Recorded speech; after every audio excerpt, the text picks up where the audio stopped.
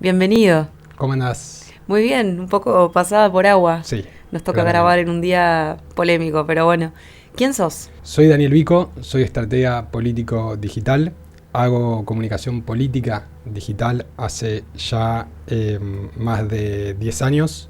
Me apasiona lo que hago y, bueno, claramente soy una de las tantas personas que en una campaña electoral, porque los que trabajamos en esto sabemos, ponemos nuestra vida personal en pausa. Y eso tiene lo bueno y lo malo. Pero ahora estamos en veda. Y ahora estamos en veda electoral, lo cual yo disfruto mucho. La veda electoral para mí es fantástica, no hay nada más maravilloso que eso, porque te permite como volver a conectarte con lo que llamo yo como el poder de la raíz, que básicamente volver un poco a salir de ese estado en el cual estás completamente petrificado porque estás completamente abocado al laburo, y volver a conectarte con los tuyos, con lo que te hace bien, con lo que más divertís o disfrutás y que te permite justamente salir de la diaria laboral, que es bastante compleja, y más en política. ¿Qué estudiaste?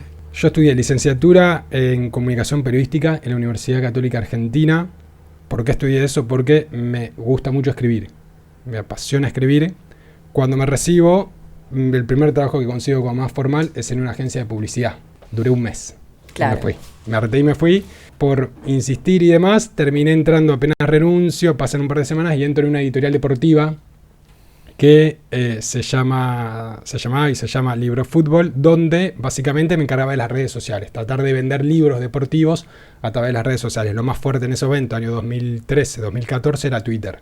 Estoy ahí inventando como secciones en Twitter, qué sé yo, se empieza a mover un poco la cuenta, esto que lo otro. Me siento como mucho más cómodo, más como pez en el agua en lo que es redes sociales, en comunicar, en inventar secciones, en contar libros, esto que lo otro. Y propongo, me gustaría escribir un libro, por lo menos participar en la redacción de un libro.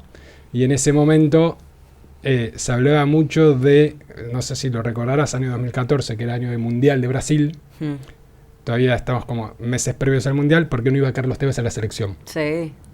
Y yo dije, quiero escribir un libro de Carlitos Tevez. No hay ninguno. Y ahí empecé a escribir un libro, pero todo se conecta con todo, vas a ver. Empecé a escribir un libro, termina todo ese proceso, se presenta el libro y demás, esto que lo otro. Me saturó tanto que dije, me quiero ir de acá. Y me llamaba mucho la atención ver, bueno, campaña electoral, año 2015, se veía mucho esa campaña en ese momento en Argentina, campaña encima presidencial, nacional, y me pregunté cómo mierda se hacía una campaña electoral desde adentro. Me llamaba mucho la atención ver los spots, ver los mensajes, por qué la cantidad de veces que se repetían los mismos mensajes, por qué, cómo, qué se hacía, qué se investigaba y demás. Dije, quiero ver qué onda esto, o sea, me llama la atención. Y me acuerdo que conocí a dos personas que estaban trabajando en comunicación política, les mandé un mensaje por chat de Facebook, escuchate esta, por chat de Facebook, o sea, Y año imagínate, 2015 todavía por Facebook chat de Facebook, existía, básicamente. me clavaron visto y nunca me respondieron. Pasan 3 meses o un poco más, ya había pasado las elecciones, había asumido Macri como presidente de la nación y me llaman por teléfono para una entrevista. Voy a la entrevista y me dicen, no, buscamos una persona que maneje redes sociales de un funcionario, etcétera. Mirá, yo tipo no lo podía creer, qué sé yo, esto que el otro. Me piden hacer un par de ejercicios y demás, como escribir un copy de redes sociales, esto. Pasa el tiempo, no me llaman nunca más, pasan 3-4 meses, me llaman para una segunda entrevista. Evidentemente le caí bien a la persona que me entrevistó y ahí empecé a trabajar en comunicación política, principio del 2016, una cosa así. El primer desafío fue el armado digital de las redes sociales de Cambiemos en ese momento. Recordemos que a principios del 2016 estaba cada partido que formaba la coalición Cambiemos tenía sus redes sociales de manera independiente, no estaban unificadas en Cambiemos. Bueno, el desafío que tuvimos fue unificarlas en Cambiemos, crear las redes sociales de Cambiemos que después migró o mutó a Juntos por el Cambio. ¿Cuántos años tenías en ese entonces? 23, 24, una cosa así. Claro, eras un pendejo. Sí. Muy chico para estar tan metido de entrada en algo tan grande, ¿no? Como un enorme desafío también para tu edad y tus conocimientos. Alto desafío, eso fue como una suerte de escuela donde aprendí a los ponchazos, como se dice en el barro, ¿no? Como que fui aprendiendo a los golpes, sin entender mucho todo cómo es una estrategia digital, sin entender básicamente el trasfondo real de la política, con todo lo que eso genera, porque te empezás en parte a encariñar, pero en otra parte decís, che, esto medio que no sé si está tan bueno. Y empezás a conocer la política, básicamente. Empezás a conocer la política con lo bueno y con lo malo. Y después, bueno, empezando a viajar, yendo a capacitar, formar parte de distintos cursos, capacitándome también yo, porque decía, che, esto realmente me gusta y me apasiona, quiero perfeccionarme en esto.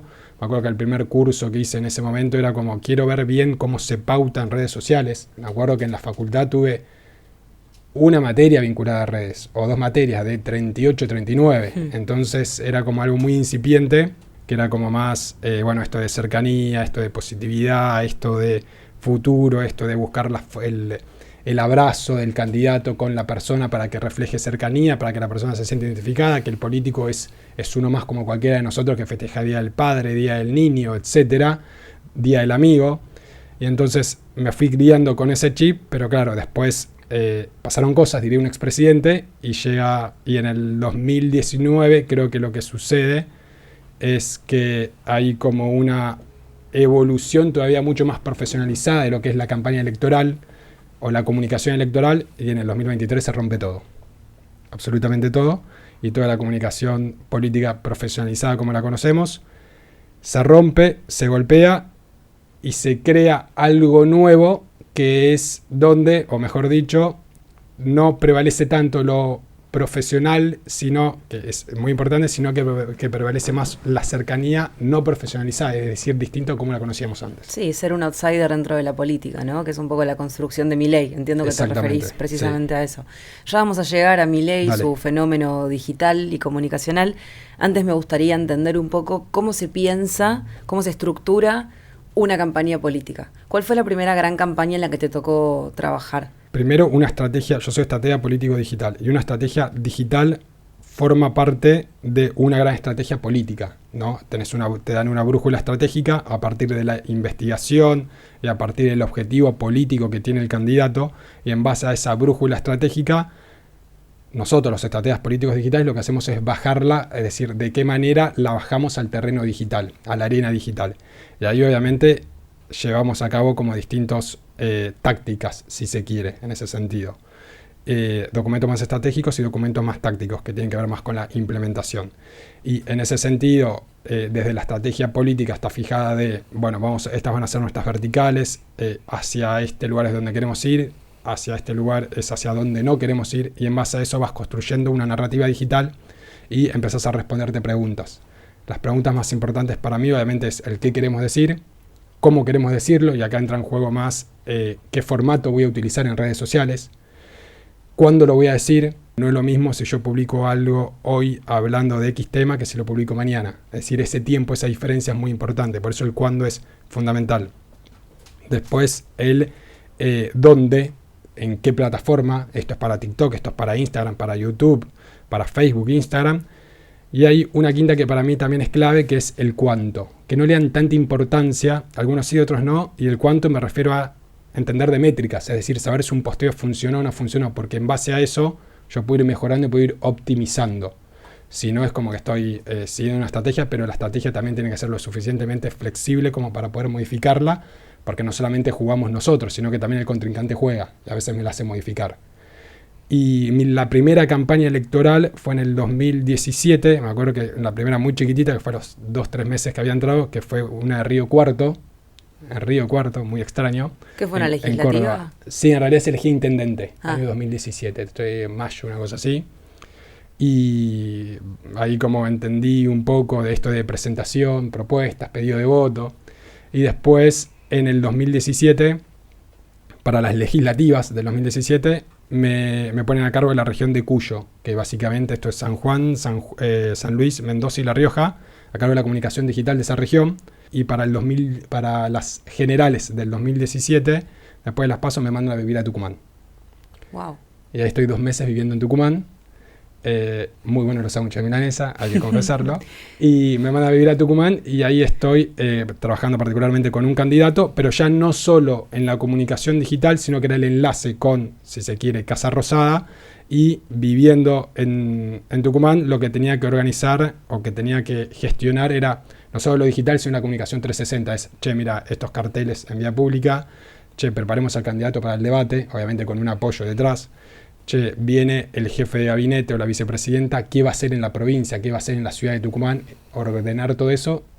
Y después, bueno, participamos algo en Chile en ese momento en la elección de Piñera.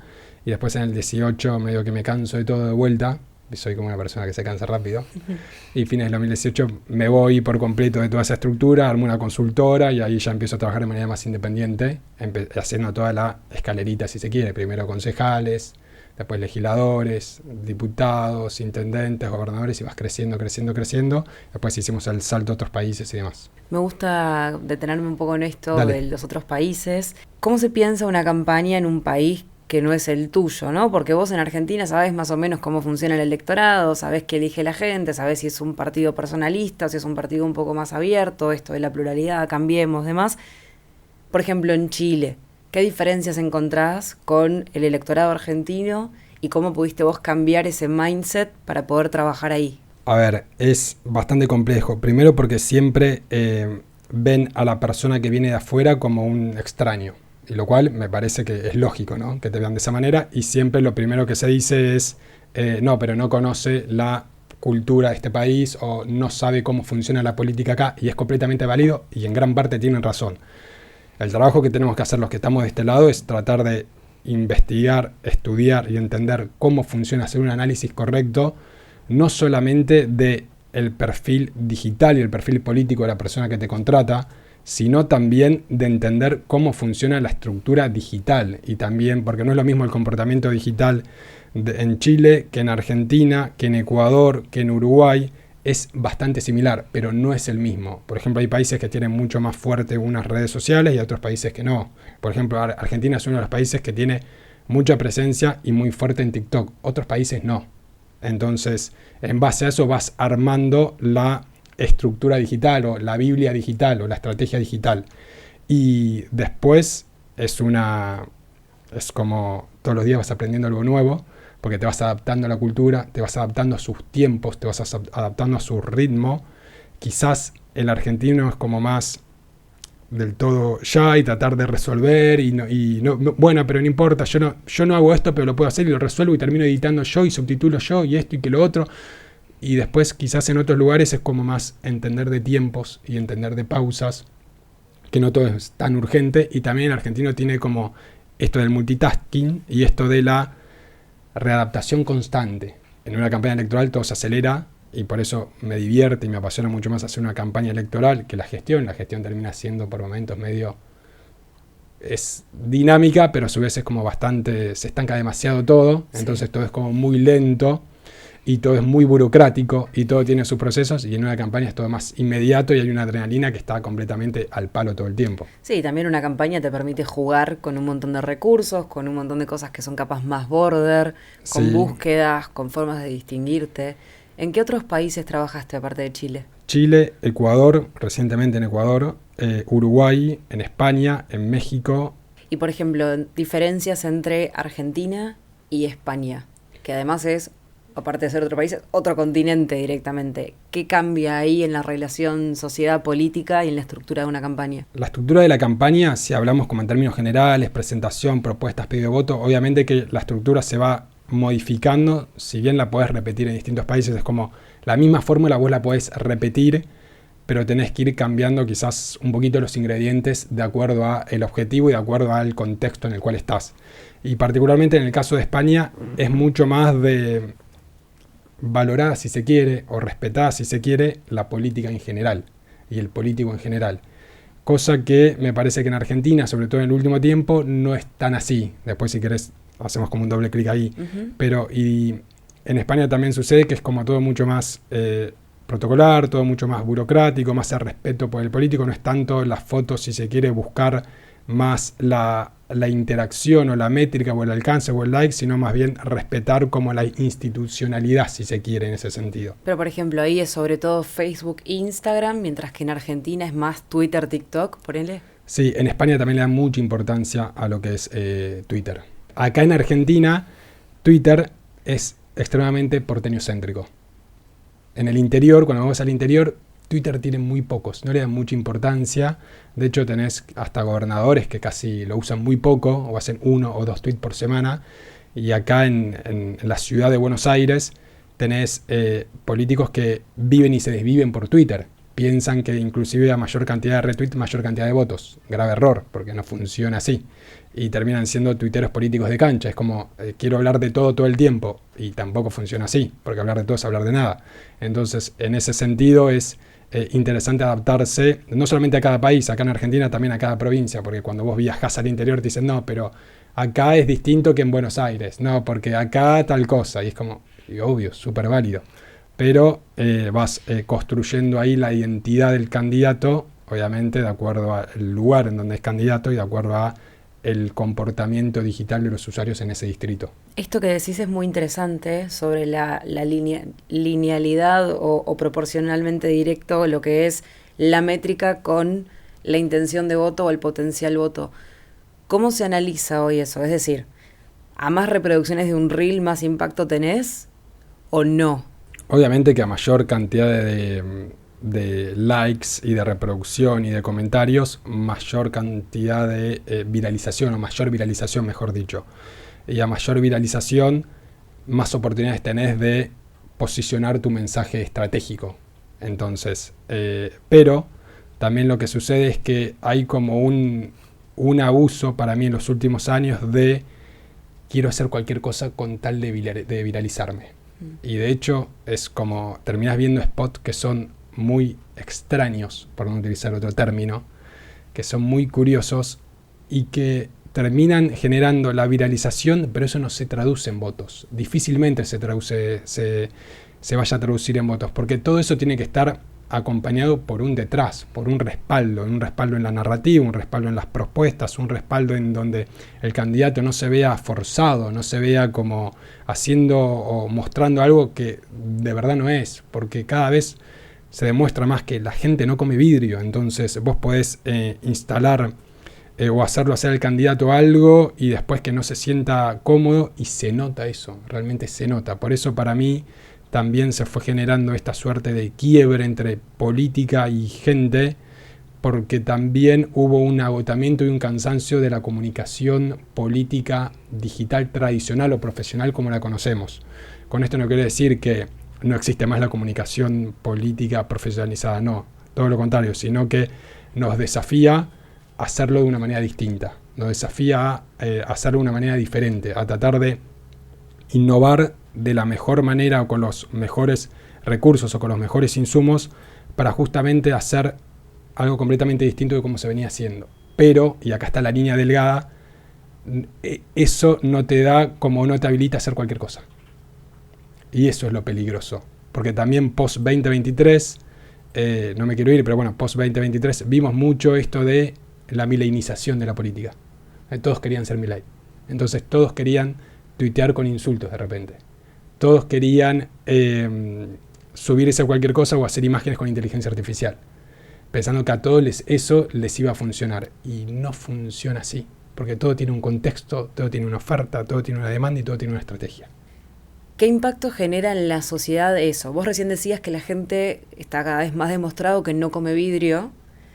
La comunicación de Milei es sumamente discursiva y no tiene fundamento tanto en propuestas, sino más en el discurso, en esto de la agresividad, en el ir de frente, en poner cosas sobre la mesa que tal vez otros políticos no, versus tal vez la comunicación del espacio, no sé, del PRO, que sí, es más de la propuesta, es más de los candidatos de siempre, de la congruencia, de ir por la verdad, como que tienen claims más fijos. ¿Cómo se articula hoy la comunicación política en torno a estos nuevos ejes? Ahí es como que me das el puntapié para explicar algunos conceptos que para mí son importantes o algunos elementos que hicieron que Milei hoy esté sentado en la Casa Rosada y sea presidente de la Nación. Para mí hay 4 factores clave que son importantes. Si nosotros nos remontamos al 2023, en ese año en particular, que fue el año electoral acá en Argentina, si analizamos el contexto, y es algo que todavía vemos 2 años, 1 año y medio después, ¿cuál era el contexto en ese momento? Y básicamente existía una nueva grieta que estaba dado entre la política versus la gente. Como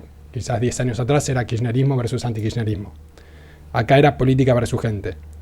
Y ahí Milei incorpora una narrativa que es muy interesante, que él se aleja de todo eso por justamente no ser un político y engloba a toda la política bajo el concepto o el término casta. Y entonces los encasilla a todos, los etiqueta a todos y él se corre de eso.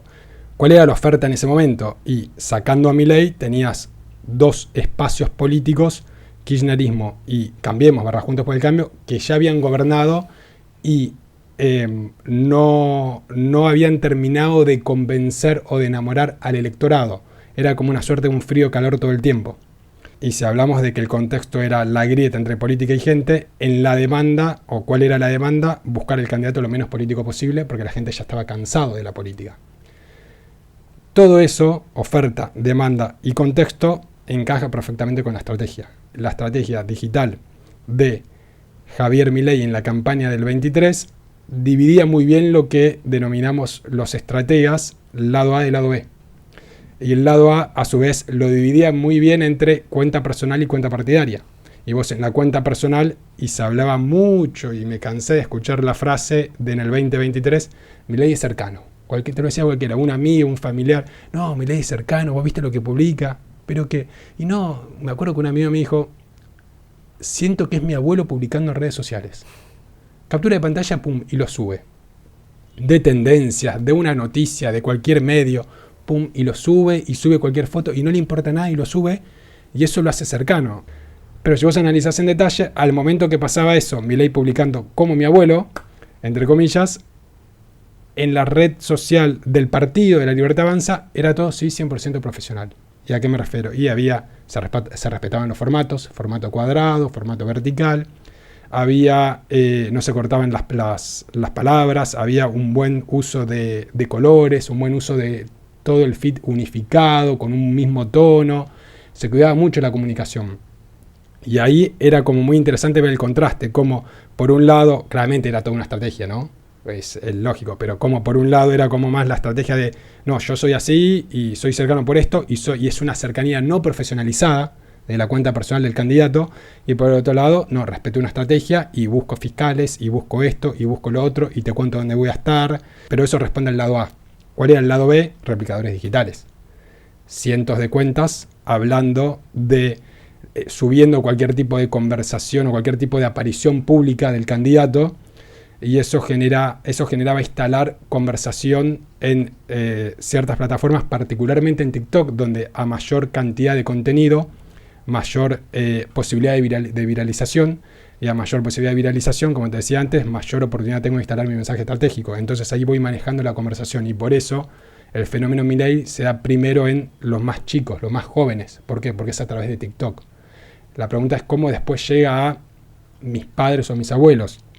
Básicamente porque se repite la estructura en el universo Twitter, y en donde hoy los medios de comunicación más tradicionales utilizan como fuente de información Twitter. Entonces, si yo instalo conversación en Twitter a través de distintas cuentas, a través de replicadores o lo que sea, yo instalo una conversación ahí, llega a los medios tradicionales, y ahí llegan mis padres y mis abuelos que siguen viendo hoy la televisión. Y eso es como para mí la gran explicación de lo que fue el fenómeno Milei en la campaña del 23. El 10 de diciembre del 2023, Milei asume como presidente. ¿Tendría que haber cambiado toda su comunicación y empezar a utilizar una lógica más de comunicación profesionalizada o no?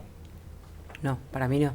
Claramente no, porque rompe el contrato de confianza con la gente. La gente lo votó por subir fotos como mi abuelo, entre comillas. Entonces, ¿por qué debería de repente hacer una comunicación completamente profesionalizada, institucional y todo?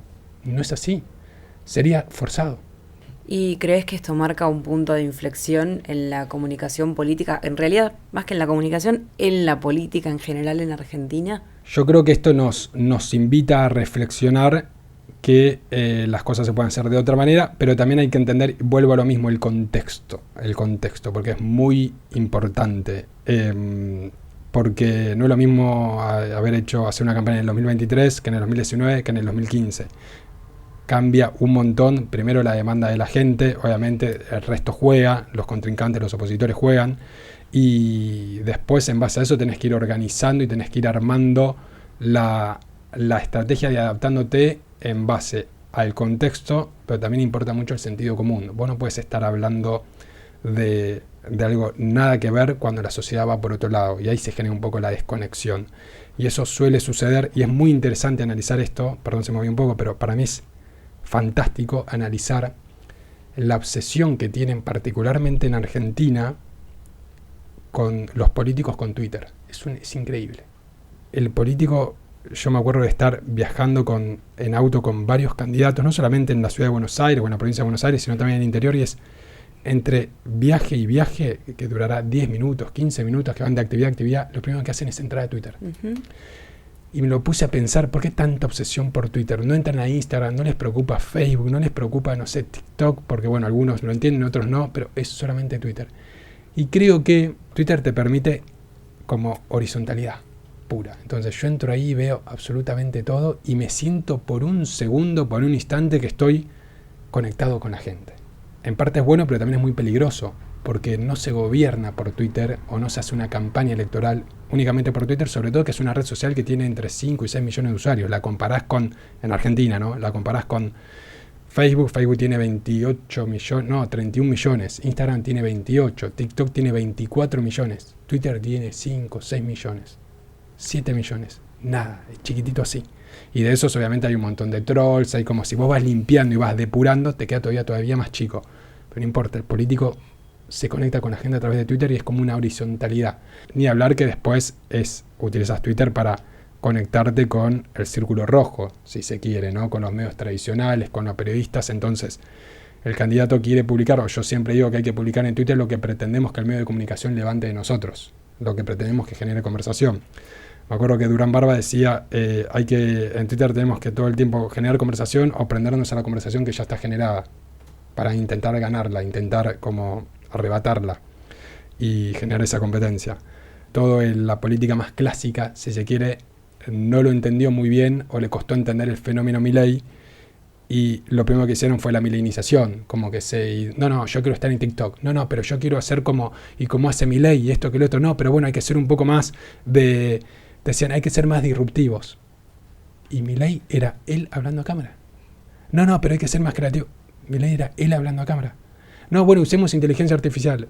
Y vos en campaña él subió una imagen que tampoco era tan elaborada, recién ahora fue avanzando y demás. Y era como, no, porque eso responde a un contexto, a una oferta, a una demanda y a una estrategia, y le funciona bien a Milei. Eso no quiere decir que le funcione a todos, porque es un grave error que yo me lleve la misma estrategia que le funciona a un candidato en Salta, me la lleve a Tierra del Fuego, me la lleve a la ciudad de Buenos Aires. ¿Cómo se construye una oposición frente a un Milei tan pujante, con verdad, sin verdad, con gestión, sin gestión, pero comunicacionalmente tan poderoso?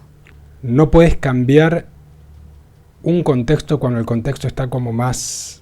Cuando el péndulo, o sea, no puedes llevar el péndulo del otro lado cuando el péndulo está del otro lado. Si vos te querés como reconvertir a lo que está sucediendo y es forzado, no va a ser creíble. Entonces, me parece que primero es muy importante entender los tiempos. A veces son tiempos de una manera de hacer política y a veces son tiempos de otra manera de hacer política. Pero claramente no me puedo quedar solamente en el tiempo y en la paciencia, sino también es tratar de construir y de ver y de empezar a entender que no solo existe una forma de hacer comunicación política profesionalizada como más la conocemos o quizás como más estaba acostumbrado yo, sino que también hay otra manera de hacerlo, y creo que el desafío está en cómo poder combinar esas dos maneras, en cuándo poder, digamos, pasar la curva 120 sin que puedas pasar la curva, y en cuándo realmente tenés que frenar la pelota y ser un poco más cauto. Porque de nada sirve si vos pasás todas las curvas a 120, en alguna vas a chocar. Entonces ahí en esa construcción creo que es muy importante entender que lo viejo funciona, Juan, por un lado, y también entender que puedo aprender yo de lo nuevo. Que vos digas, che, esto me gusta, pero esto no me gusta. Y creo que en eso estamos viendo algo interesante de cómo se va construyendo, y además con los cambios que implican las redes sociales, porque no hay frase que más odie yo, que es salió una nueva actualización de Instagram. La aborrezco, la detesto, me pone de mal humor. Pero en estos cambios de las redes sociales, que bueno, ahora es más importante este formato, antes era el otro, en ese camino, tenés que ir jugando, ir viendo qué puedo utilizar de lo viejo, qué puedo utilizar de lo nuevo, y cómo voy creando una estrategia que obviamente, y lo sabemos todos, ganar una campaña electoral es muy difícil, porque no se ganan todas las campañas, es más, son muchas más las que se pierden que las que se ganan. Y en ese camino creo que lo más importante es que cuando vos trabajás con alguien, con un candidato, lo que tenés que dejar es ayudarlo a construir una huella digital de tal manera que cuando pasen 3, 4, 5 años esté completamente convencido y siga pensando lo mismo y no tengan que borrar el contenido viejo, ¿no? Digital, por lo que sea. Vamos a hacer un poquito de futurología, si se quiere. Primero, antes de la futurología, que es mi juego medio que favorito en la política, quiero frenar en la cantidad de gente que participó de estas últimas elecciones. Digo, en línea con esto que venimos hablando, de que hay una gran polarización que viene desde 2023, incluso un poco antes, entre la política y la sociedad. Hoy, 2025, hace un par de días tuvimos elecciones, por ejemplo, en Salta, con un apenas más del 60% de participación. Eso es bajísimo, ¿no? Y eso nos habla de un escenario de todavía mucha distancia entre la política y la sociedad. ¿Cómo ves eso vos? Claramente todavía hay una desconexión entre política y gente, y todavía hay una desconexión que me parece que requiere como de muchos meses y muchos años para volver a generar una conexión en ese sentido. Porque también hay tanta distracción y tanto ruido en una campaña electoral, y también hay campañas electorales o situaciones políticas que prenden y hay otras que no. Me parece que la del 2015, 2019 y también algo del 23, no es lo mismo una presidencial que una legislativa también, y eso es bastante distinto, es diferente. Hay campañas y hay momentos electorales que activan y otros que no, y también sucede que, no sé, si vamos acá al caso de la ciudad de Buenos Aires, recién se vio un poquito de clima electoral la última semana. Y de hecho todavía tengo conocidos que no tienen ni idea que mañana se vota acá en la ciudad de Buenos Aires. Entonces, también hay que salir un poco, que es muy difícil, pero salir del mundillo, por lo menos mío, que es del microclima. Pensando que todos, porque vos te hablas con, no sé, hablo con mis viejos, sí saben que se vota, pero ya mis hermanos hasta ahí y mis amigos hasta ahí. O sea, el que no está metido en el mundo de la política no lo tiene muy en claro. Y no sabe que Larreta ya no va por el PRO, y no sabe que la candidata del PRO es Silvia Los Penato, y no, como que van armando como una suerte de mapa mental, pero de rompecabezas, pero faltan como muchas figuritas. Y después quizás se acuerdan y van a votar, o quizás ni siquiera van a votar por X motivo.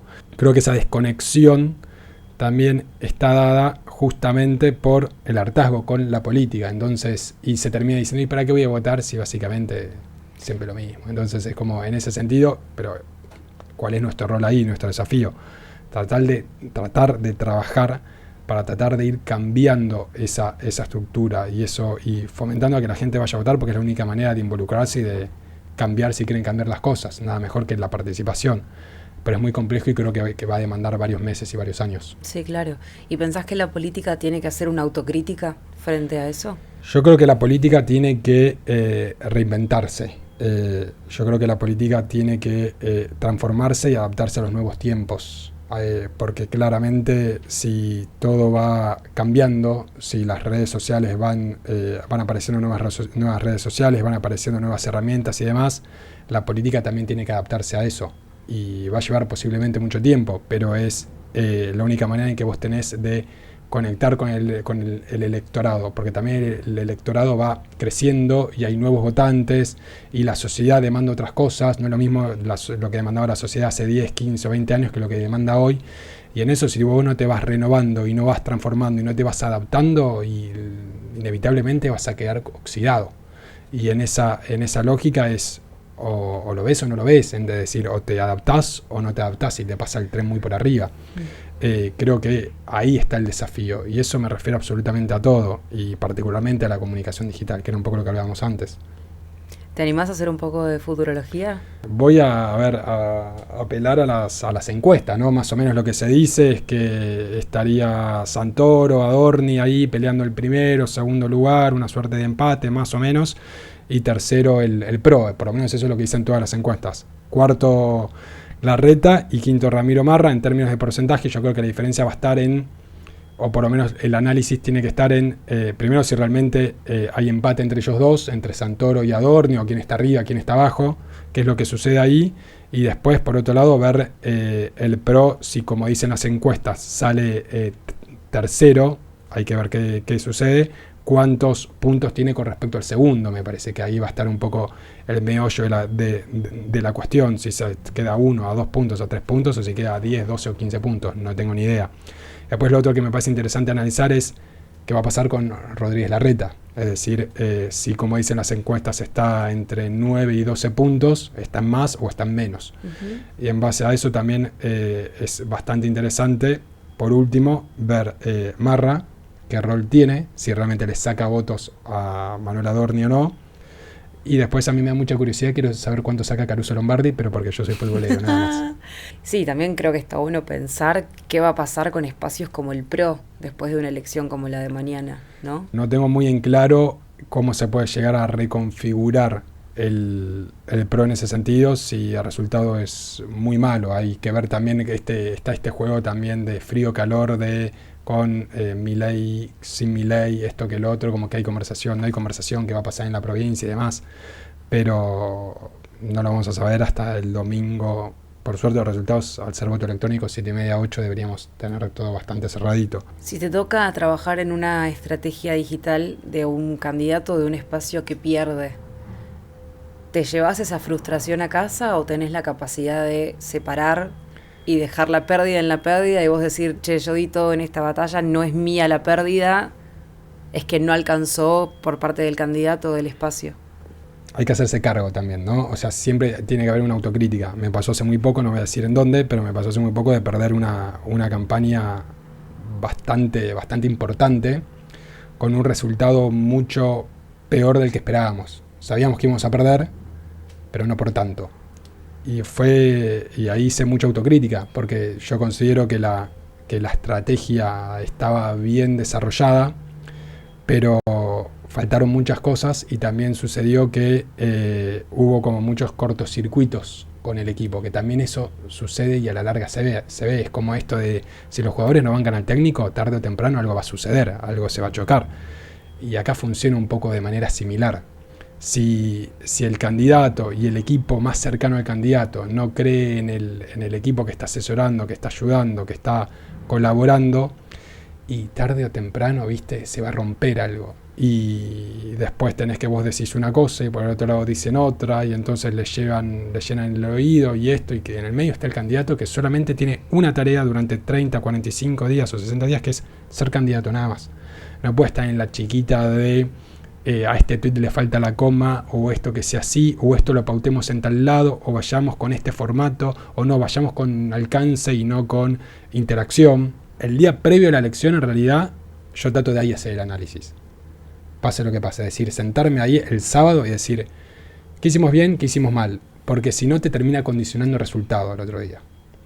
Entonces, y al otro día vas a estar, si vos hiciste una autocrítica el sábado por X motivo, esto se hizo muy bien, esto se hizo mal y demás, y al otro día ganás por 20 puntos de diferencia, y no le vas a prestar atención a todo eso. Es como, no, ya está, gané, punto. Y no, me llevo ahí en lo que anoté, que es lo que hay que mejorar para el proyecto siguiente. Y cuando, lo mismo si perdés, y si perdés, yo no me creo en que siempre lo primero que se mira es lo digital. Yo ya ahí con eso aprendí a convivir, que lo primero que se ve es lo digital porque es lo más visible.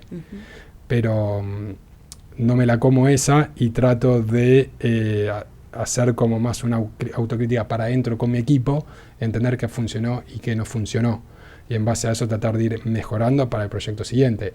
Te dura el mal humor o te dura el malestar, y sí, un par de días te va durando, sobre todo si le pusiste mucho empeño y mucho esfuerzo y mucha voluntad y muchas ganas a ese proyecto, pero después viene la otra campaña y otra campaña y la campaña siguiente y medio que te vas olvidando. Y es como en el fútbol, termina ganando uno solo, ¿no? El mundial es hermoso todo, pero gana uno.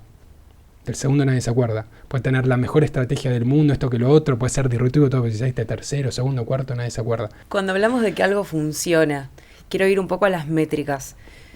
¿Qué se mira? Se mira el alcance, se mira la cantidad de seguidores, se mira la cantidad de comentarios, la cantidad de compartidos, los retweets. ¿Qué es lo que más peso tiene ahí? Porque, por ejemplo, vos podés tener, no sé, 1 millón de views en Instagram, pero 900 comentarios negativos. ¿Te pesa más la view o te pesa más el sentiment de lo que publicaste? ¿Cómo te das cuenta de que funcionó? Eso para mí depende mucho de cuál es el objetivo que tiene el político. ¿Por qué? Porque si yo quiero posicionar a un candidato que tiene un muy bajo nivel de conocimiento, en lo que yo me voy a focalizar, y para mí en una campaña electoral te diría que la métrica más importante, al menos para mí, no hay alguna fórmula mágica, es el alcance. Yo quiero llegar a la mayor cantidad de gente posible. Pero el alcance trabajado con una estrategia detrás y con una lógica de impactos. Un impacto básicamente es llegar a entre el 70 y el 75% del alcance potencial. Si supongamos trabajo con un candidato, con un político que es candidato en, no sé, te invento, en X ciudad que tiene 100.000 usuarios de redes sociales, yo quiero llegar a por lo menos el 70-75%. Acá obviamente tiene mucho peso la pauta, porque orgánicamente ya no llegás a tanta gente hoy, a menos que vayas metiendo como pequeños hits, ¿no? Como videos que sean muy viralizables. Y en ese sentido, en una campaña electoral, claramente si funciona por la recordación, con un impacto no haces nada. Por lo menos tenés que estar hablando entre 12 y 15 impactos o 18 impactos. Entonces, por un lado es el alcance. ¿Qué es lo que sucede? Lo que sucede es que los políticos lamentablemente tienen mucho ego. Y entonces lo primero que hay que hacer es establecer por qué métrica a mí me vas a juzgar. Porque, y yo pido siempre, júzguenme por el alcance, si queremos buscar posicionamiento o conocimiento. Porque si estoy buscando alcance y me juzgás por comentarios, no es justo. No, claro, porque el comentario es a vos, no es a mí. Si estoy buscando alcance y me juzgás por cantidad de seguidores, no es justo. O sea, discutamos manzanas con manzanas, peras con peras, bananas con bananas. Entonces, en ese sentido, es tratar de poner sobre la mesa y llegar a un común acuerdo. Por eso para nosotros, para mí, es muy importante que se apruebe la estrategia. Porque si vos me aprobás la estrategia, sos candidato y me dijiste que, ok, juzgame por alcance, bueno, me digas, che, los seguidores no están subiendo. No tiene nada que ver. Y también esta lógica de, se cree que a mayor cantidad de seguidores, mayor cantidad de votos y demás, que hablamos antes, tampoco es así. Porque hoy una persona que tiene 3 seguidores o tiene 0 seguidores puede hacer el mejor video de todos, que se puede viralizar, que puede tener millones de reproducciones, y eso no se va a traducir tampoco en seguidores. Totalmente. Pero sí tuvo viralización y sí tuvo efecto y sí tuvo impacto, y posiblemente lo vio un millón de personas. Entonces, respondiendo más en concreto, para mí el alcance es muy importante. Para mí, las interacciones en algunas cuentas, en algunos momentos específicos, son importantes, porque quizás vos podés generar algún posteo para generar conversación, y la manera de generar conversación es generando justamente interacción. Entonces, la interacción también es importante en posteos muy quirúrgicos. Y después, a veces, si el cliente es muy demandante, podés hacer como alguna campaña para buscar seguidores y tratar de calmarlo un poco. ¿Por qué? Porque vuelvo a lo mismo. El político tiene mucho ego, y entonces ves si un contrincante tiene más seguidores, lo primero que te dice, no, pero fulanito tiene tantos y yo tengo esto que el otro, lo quiero pasar en seguidores. Bueno, y ahí vas armando la estrategia. Vas cantidad de posteos por alcance, que son los más estratégicos, los que yo denomino contenidos importantes, y después tenés los contenidos urgentes que responden a la demanda de la gente y a la demanda del político. ¿Y cómo te juega la coyuntura dentro de una estrategia? Porque te pega, es como un piedrazo que viene de costado. Para mí lo más importante ahí es el sentido común. Porque claramente es ser capaz de poder suspender la planificación si hay algo extraordinario que está sucediendo. Porque si vos no sos capaz de suspender la planificación, posiblemente después tengas pequeños inconvenientes, que no son tan pequeños. Y no sé, hay un montón de ejemplos de que eso sucedió. Recuerdo año 2017, desaparición del ARA San Juan, y se seguía publicando desde, digamos, las cuentas oficiales de Armada y demás, de manera como bastante... no se habían suspendido, digamos, la planificación digital. Pero bueno, hace un montón de tiempo. Pero hay que hacerlo suficiente. Yo siempre repito lo mismo, que es el sentido común, ¿no? El sentido común de entender cuándo quedas muy fuera de contexto y cuándo no. Entonces, a veces es mejor esperar y ver cómo va evolucionando aquello coyuntural que está sucediendo, para después volver a retomar la planificación o no, o dejar en stand-by un par de horas o un par de días, que tampoco no pasa nada si nadie publica, o sea, no sucede nada. No es que todos están esperando a ver cuál es la opinión de X candidato. Esa es la eterna discusión en la política. Completamente no, y es como, no, pero quiero salir ya. Pero, ¿por qué? ¿A decir qué? Claro, es como, no pasa nada, no es que están todos sentados esperando a ver que tuitee X persona. No le importa a nadie. Literalmente. A nadie le importa. Solamente le vas a estar, si sos extremadamente importante y ocupas un lugar de poder, posiblemente salgas un segundo en algún canal de televisión, que también hoy el rating es bajísimo en todos lados. Entonces hay que ser criterioso, hay que tener sentido común y hay que saber cuándo hablar y cuándo callar. Bueno, algo que mejoró la política en el mundo digital, por suerte, es la programación del contenido. ¿Te acuerdas de que hace un par de años vos dejabas el tweet programado, salía?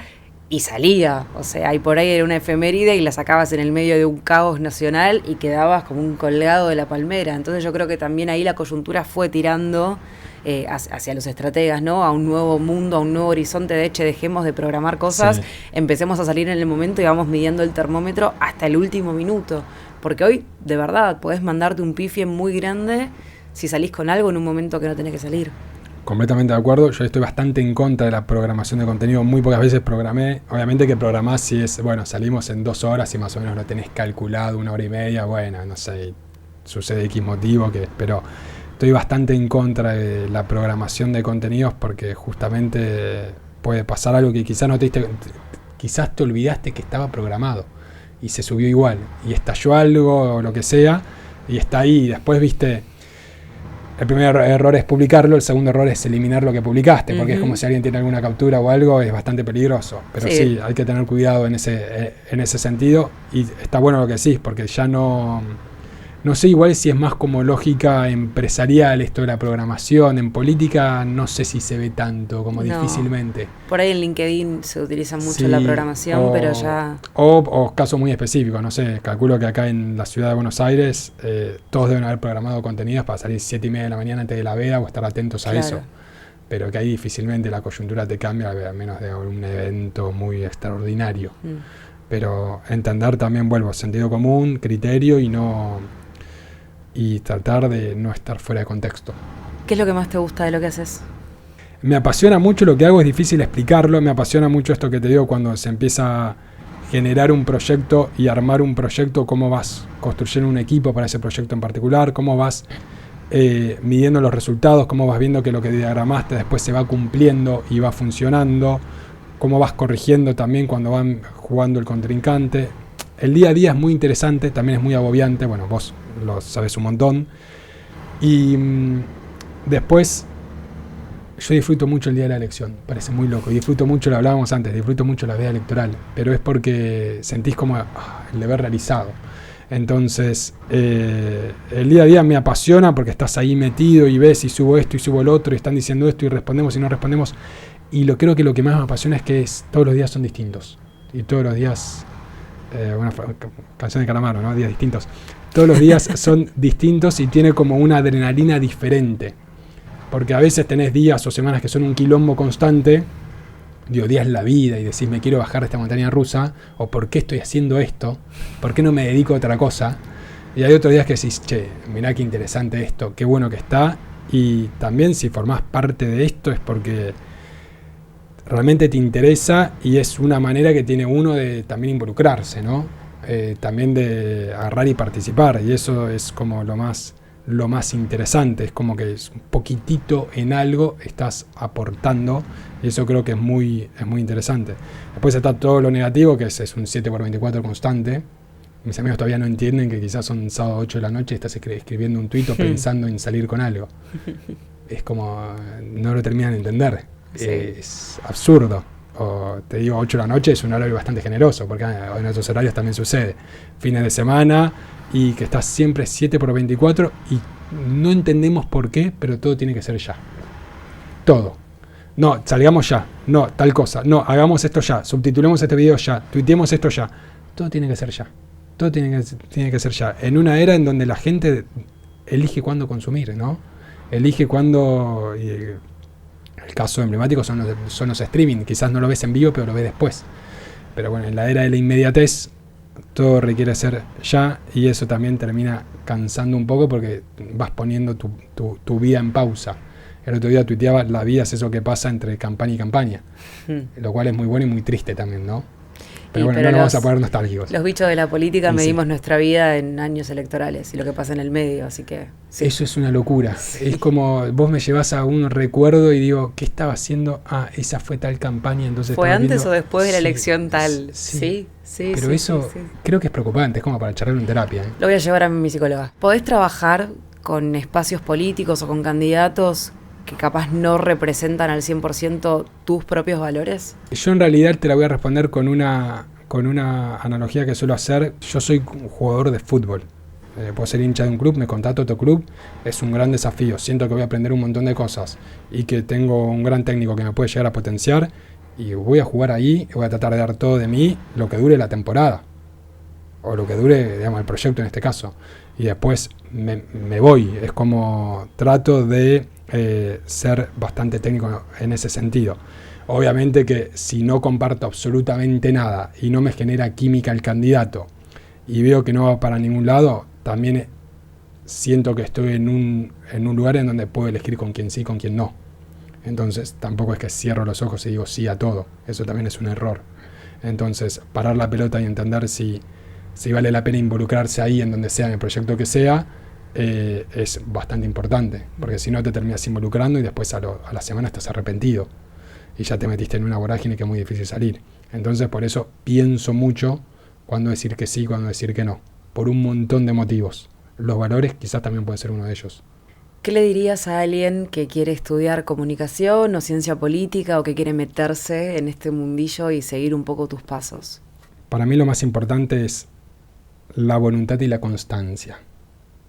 Yo creo que tarde o temprano las oportunidades llegan, lo que sí hay que estar preparado para cuando llegue esa oportunidad y seguir buscando y seguir buscando y seguir perfeccionando y seguir tocando puertas y demás, porque yo creo, soy un convencido fundamentalista que tarde o temprano todo llega. Lo que hay que hacer es simplemente estar preparado y también tener como trabajar en distintos aspectos. No sé, yo desde el 2020 empecé a trabajar bastante en lo que es mi marca personal y hay días que no sé qué subir, boluda. Es increíble, no tengo ni idea qué subir, pero todo eso es la construcción de un camino y la construcción de un proceso que no sé a dónde me va a llevar, pero a través de ahí también van llegando propuestas y van llegando cosas.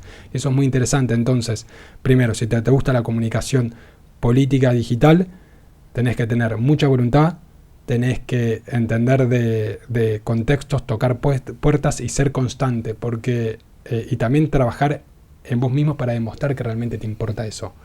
Y después las oportunidades llegan y estar lo suficientemente preparado, te vas a chocar 1000 veces, pero si sos un convencido hacia dónde querés ir y sos un creyente y un fundamentalista de lo que realmente sentís y crees que es por ahí y seguí por ahí, que tarde o temprano vas a ver las luces y no todo va a ser tan oscuro. Gracias. A vos.